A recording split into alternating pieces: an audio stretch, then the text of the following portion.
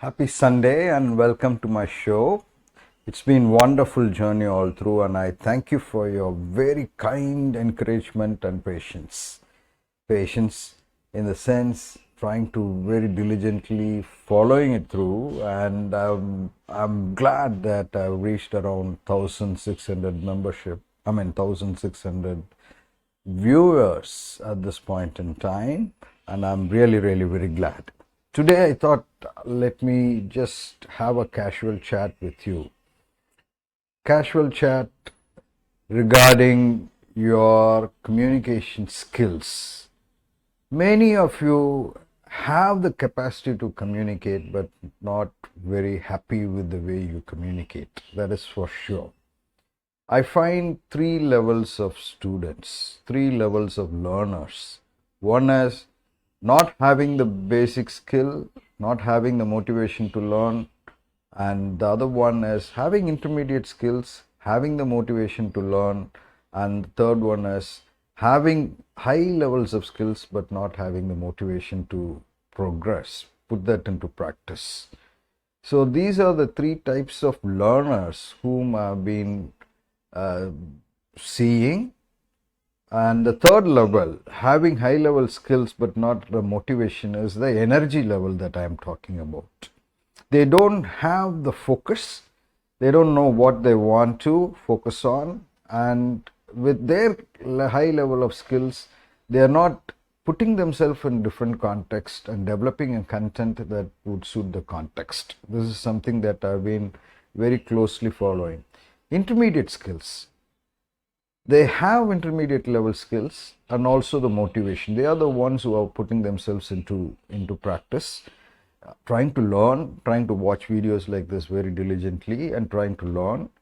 And the basic level, having no skills and not the motivation, are those who are struggling with conversation, who are struggling, who are very much in need of handholding, mentoring, and all the time constant support. But because of lack of motivation, they are finding it very difficult to put themselves in the context and not able to develop content.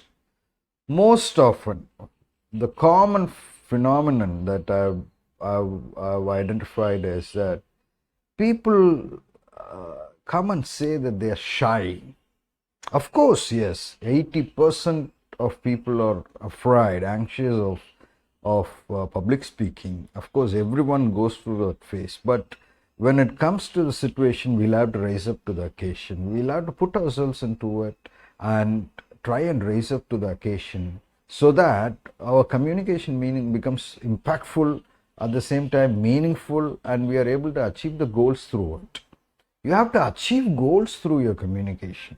Persuasion becomes a very important factor in communication, be it talking to the interviewer, or be it talking to your faculty members, teachers, be it talking to your co-workers. Ultimately, you would want them to act on your communication. So you need to have that intelligence to make someone act on, take decisions, and move on with their, by listening to you.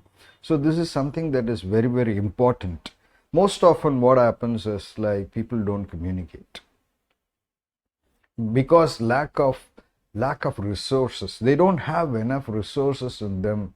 They think that they don't have the resources. We have been learning the language for quite some time, 12 plus 3 or 12 plus 4. We are in a situation where the medium of instruction is in English, and we are learning the language. It's a second language we need to catch up to, and we have passed and we have come up until this far, and we can't be saying that we have not learned the language. We have got the resources. So first and foremost thing is identify the resources in you. In the previous session, I've been discussing about linguistic memory. Try to see how best it helps you. Go revisit the grammar. Basic simple sentences enough. You don't have to be very flowery. You are not very poetic you don't have to be very poetic. Don't have to be very dramatic in your expression. I'm not trying to be dramatic. I'm trying to be very, very spontaneous, at the same time trying to be very interactive, engaging, and trying to persuade you to take action. You don't have to be very dramatic to persuade someone. You can just be yourself. With your language, you can persuade. With the content, you can persuade. Content is the king. The second factor that you'll have to consider is the content. People come to me and say that they don't have enough content. They were not able to speak because they don't have enough content.